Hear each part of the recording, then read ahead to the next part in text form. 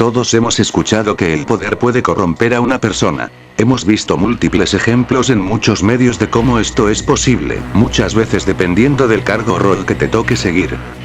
Pero hoy no nos reunimos por esos casos. Este día repasaremos uno de los experimentos más controversiales de la comunidad científica, acerca de la influencia de un ambiente extremo, la vida en prisión y las conductas desarrolladas por el hombre en los roles sociales. Esto es, el experimento de la cárcel de Stanford, la corrupción del poder.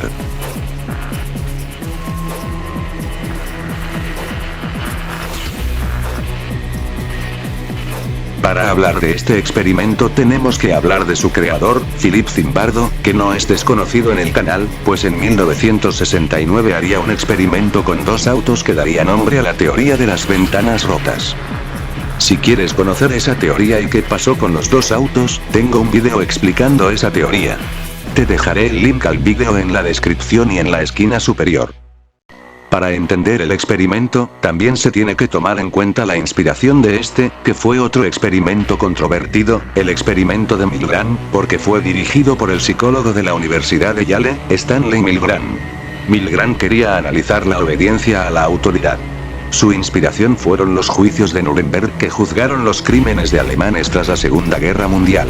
La mayoría de los acusados había basado su defensa en el hecho de que simplemente estaban siguiendo órdenes de sus superiores. Milgram quiso averiguar hasta qué punto un ser humano bueno es capaz de dañar a otro por seguir órdenes. Esto inspiró a Zimbardo a preguntarse si una persona buena podría cambiar su forma de ser según el entorno en el que estuviese. A partir de ahí, sacó un aviso ofreciendo $15 diarios a los voluntarios que estuviesen dispuestos a pasar 2 semanas en una prisión falsa. Respondieron al aviso 75 hombres jóvenes. Zimbardo y su equipo los entrevistaron a todos individualmente y les realizaron exámenes médicos y test psicológicos, descartando en una primera fase a los que presentaban enfermedades, problemas psicológicos o antecedentes de abuso de drogas. Los 24 que demostraron ser los más estables en todos los sentidos fueron retenidos para participar en el estudio. La muestra estaba compuesta, entonces, por jóvenes sanos y normales. Estudiantes universitarios inteligentes, blancos, de clase media, norteamericanos y canadienses, todos residentes de los alrededores de Palo Alto, California. No había entre ellos diferencias significativas en ningún sentido. Al menos hasta el inicio del experimento. Los 24 jóvenes fueron divididos en 2 grupos, guardias y presos. Los participantes no presenciaron el acto de tomar la decisión. Fue hecho en privado y mediante un procedimiento de selección completamente al azar, lanzando una moneda. De este modo, la mitad se convirtió en agentes penitenciarios y la otra en reos. A los que recibieron el estatus de prisioneros se los envió a su casa diciéndoles que esperaran tranquilos a que se les hiciera una visita. El domingo 14 de agosto de 1971. Una autopatrulla del Departamento de Policía de Palo Alto, California, realizó 12 detenciones por el mismo delito, violación de los artículos 211 y 459 del Código Penal, robo a mano armada y hurto. 12 muchachos esperando en sus celdas a ser trasladados ese mismo día. La prisión a que se los destinaba era muy extraña. Para empezar, estaba situada en los sótanos del Departamento de Psicología de la Universidad de Stanford.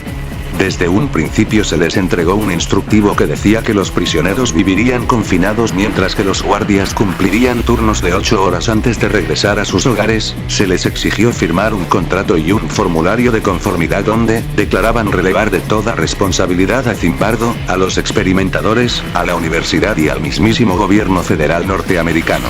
Allí, los voluntarios fueron desnudados, inspeccionados, despiojados, desinfectados y recibieron un uniforme que consistía en una camiseta larga con un número, sin ropa interior, unas sandalias de goma y una gorra de nylon hecha con calcetines de mujer. En los tobillos, los voluntarios que hacían de guardias les colocaron una pesada cadena. Lo que pasó después terminaría causando shock. Acto seguido, se leyó a los futuros prisioneros el reglamento de la prisión. 1. Los prisioneros guardarán silencio durante las horas de descanso, luego de apagadas las luces, en los horarios de comidas y en toda circunstancia excepto en el patio de la prisión. 2. Los prisioneros comerán en los horarios de comida y solo en esos momentos. 3. Los prisioneros deben participar de todas las actividades de la prisión. 4. Los prisioneros deben mantener sus celdas limpias en todo momento. Las camas estarán siempre hechas y los efectos personales ordenados y organizados. El piso permanecerá limpio. 5. Los prisioneros no pueden mover, estropear, escribir ni dañar paredes, pisos, ventanas, puertas ni ninguna otra propiedad de la prisión. 6. Los prisioneros no pueden encender ni apagar las luces. 7. Los prisioneros se llamarán entre sí solamente por sus números. 8. Los prisioneros se dirigirán a los guardias exclusivamente como señor oficial correccional y al alcaide como señor oficial correccional en jefe. 9. Los prisioneros no pueden referirse a su condición como experimento o simulación. Están sentenciados a prisión hasta que se decrete su libertad bajo palabra. 10. Se autorizará a los prisioneros a utilizar el sanitario durante 5 minutos. Los prisioneros no podrán volver él hasta pasada 1 hora desde su último uso. 11. Fumar es un privilegio. El hábito de fumar solo se autorizará después de las comidas y a discreción de los guardias. Los prisioneros no pueden fumar en sus celdas. Toda violación a esta norma se castigará con la revocación del privilegio de fumar. 12. El correo es un privilegio. Toda carta que entre o salga de la prisión será inspeccionada y censurada. 13. Las visitas son un privilegio. Los prisioneros autorizados a recibir visitas solo pueden ver al visitante en la puerta del patio. Las visitas serán supervisadas por un guardia, quien podrá terminar la visita a su albedrío. 14. Cuando los prisioneros estén en sus celdas, deberán ponerse de pie toda vez que se hagan presentes el alcaide o el superintendente de la prisión, y esperarán a que se les ordene sentarse y reanudar sus actividades. 15. Los prisioneros tienen que obedecer las órdenes impartidas por los guardias en todo momento. Las órdenes de los guardias tienen jerarquía superior a la de cualquier orden escrita. Las órdenes del alcaide tienen prioridad por sobre las de los guardias. Las órdenes del superintendente tienen la prioridad sobre todas las anteriores.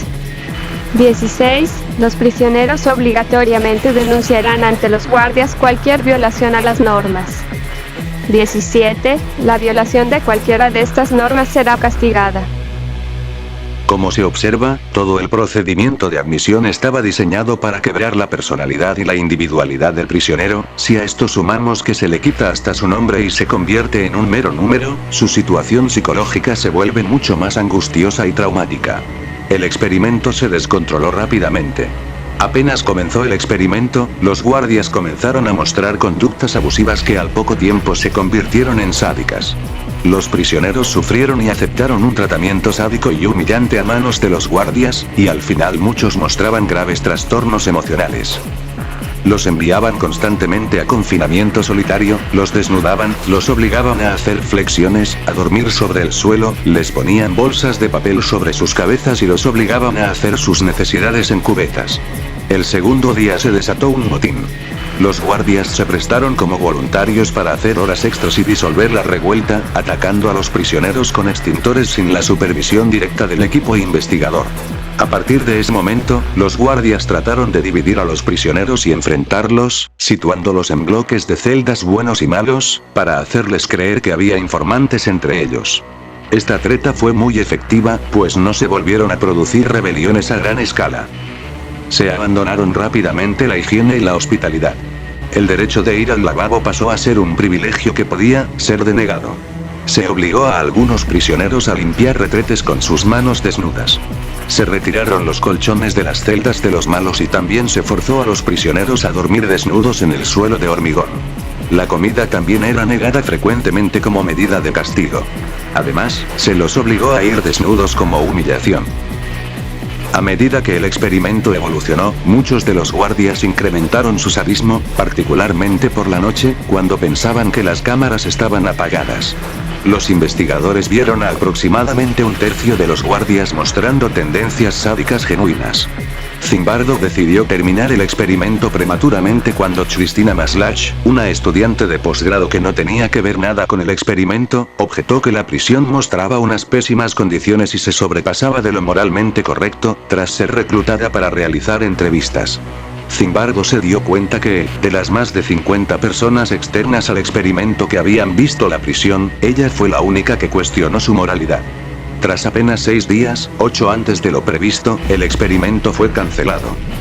Muchos de los guardias se enfadaron cuando el experimento fue cancelado.